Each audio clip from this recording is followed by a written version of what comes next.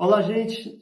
Meu nome é Ulisses Costa, eu sou diretor da empresa Vanax Telecomunicações, empresa de consultoria para provedores de internet. E eu tenho sido assim, solicitado por diversos clientes nossos para que eu fale a respeito das decisões judiciais que eu venho acompanhando para a redução do preço dos postes.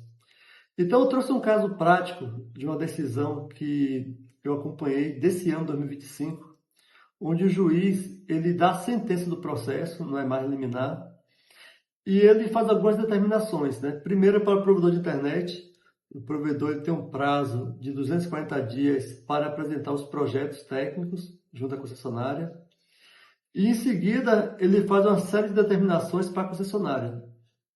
Primeiro, para que a concessionária anule qualquer cobrança retroativa dos postes, assim como o termo de confissão de dívida que o provedor foi obrigado a assinar.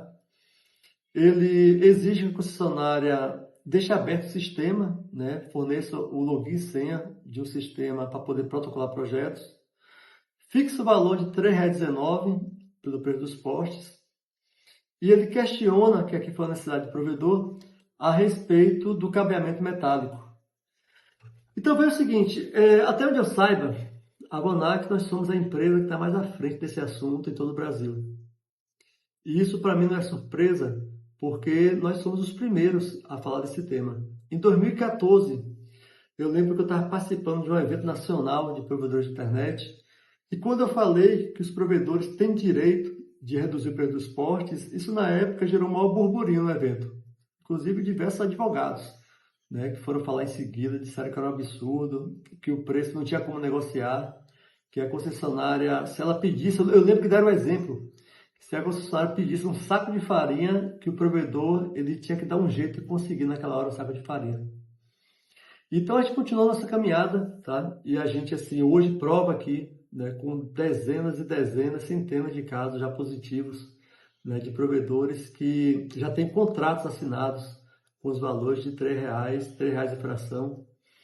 Então o primeiro ponto a falar é o seguinte, que nós temos que ser de garantia, né? Nenhuma ação judicial, né, nenhuma ação de negociação judicial administrativa, o provedor, a pessoa, né, tem uma certeza que precisa de garantia.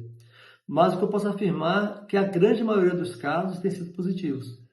Os casos que não foram positivos, que são a minoria, muitas vezes a gente vê que são equívocos mesmo, principalmente de juízes, né? Do juiz não ter entendido que se tratava de um abuso. Porque a gente vê assim, que o lobby que as concessionárias fazem na imprensa, né, mostrando os postes poluídos e colocando peso em cima dos provedores da internet é muito forte. Mas a gente vê assim, com alegria que a grande maioria, tá, dos provedores hoje, a gente sente segurança. Ou que já tiveram o processo julgado, né? Isso não é surpresa, primeira instância, segunda, como os casos que têm liminares deferidas. Então, a via administrativa, que é onde a gente inicia toda essa caminhada, ela é uma via que mostra realmente onde o provedor deixa claro para a concessionária que é abusivo o preço. E como é que a gente prova isso? A gente prova através de contratos, seja com grandes operadores, então contratos que cada estado, né, cada concessionária fez com a Vivo, com a Oi, com a Embratel, com a Interlig. A gente, por exemplo, tem contratos no valor de 1,60 que uma concessionária tem com a Embratel, por exemplo. Então, nada justifica, por exemplo, uma concessionária, uma grande operadora, ela tem um contrato de R$ 1,60, R$ 2,40, e um pequeno provedor de internet recebeu o valor unitário mensal de R$ 12,00, R$ 10,00. Porque por mais que tenha uma diferença do quantitativo de postes, né? Então de repente a Oi, por exemplo, tem contrato de 500 mil postes. E de repente um provedor que tenha 100 postes, por exemplo. Mas o preço unitário é para ser o mesmo. A legislação ela não permite que haja diferenciação, nem pela quantidade de postes contratados e muito menos pelo poste econômico. E uma coisa que eu fico feliz é de tempos em tempos eu escuto de uma das concessionárias de que elas achavam que podiam realmente colocar dois pesos, duas medidas. E quem mostrou para elas que isso não é possível, de que a lei não permite, fomos nós aqui. Foi a Vanax mesmo que fez isso. Então eu fico feliz porque é dessa maneira que a gente vai avançando. Só que a gente vê que mesmo a concessionária sabendo que ela não pode fazer isso, muitas delas continuam fazendo. E eu vejo isso de uma maneira natural de ver o seguinte, que as concessionárias são empresas privadas. E como empresas privadas, elas visam lucro.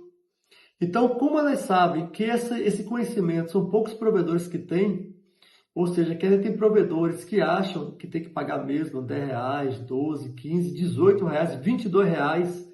Eu acho que o valor mais alto que eu vi de preço unitário de poste foi R$22. Então, como tem provedores que ainda aceitam isso, ainda aceitam pagar retroativo, então, enquanto tiver provedores aceitando, possivelmente para elas vale a pena continuar insistindo no assunto.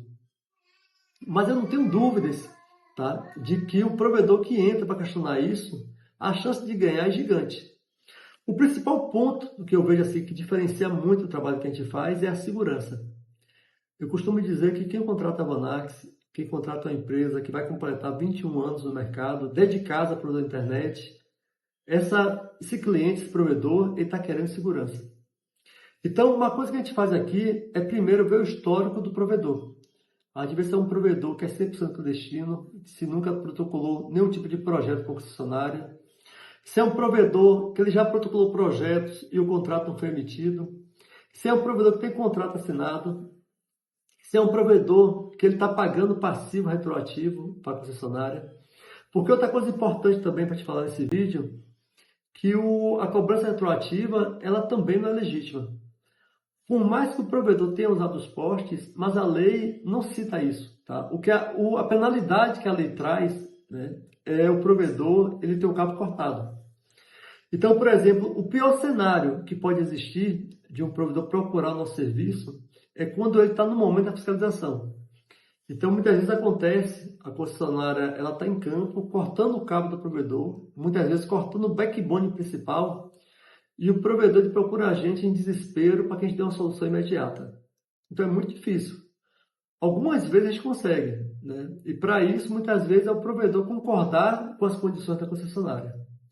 Então, o cenário melhor que pode ter é o provedor procurar a gente, procurar tirar dúvidas com a gente antes da fiscalização chegar até ele.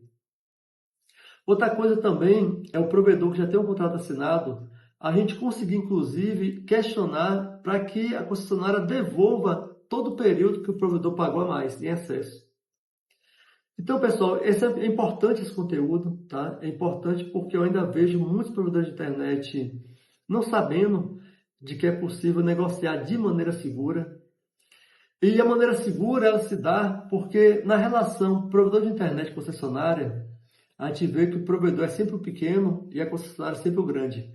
Porque a concessionária é a detentora do poste, ela não é a dona, mas é a detentora, ela tem um contrato, né, de concessão e faz dela uma detentora dos postes. E o provedor, ele tem a vida dele nos cabos. Então, qualquer ação abusiva da concessionária coloca em risco o provedor. Mas quando a gente traz isso para um patamar, inclusive a gente orienta os advogados atrás do patamar judicial, a gente coloca agora o gigante na história. Que o gigante é o juiz. É aquele que vai questionar se as ações da concessionária estão sendo dentro da lei. Se a concessionária realmente ela tem legalidade para impor os preços que impõe o provedor. Se a concessionária tem legalidade para poder ela impor condições para o provedor protocolar projetos, uma vez que a lei fala que protocolamento pode ser direto. O provedor ele não deve, por exemplo, para poder protocolar o projeto, ter que assinar uma confissão de dívida. A gente também pede para o juiz, né, ele verificar essa questão de cobrança retroativa, que não tem nenhuma base legal, como eu falei mais cedo.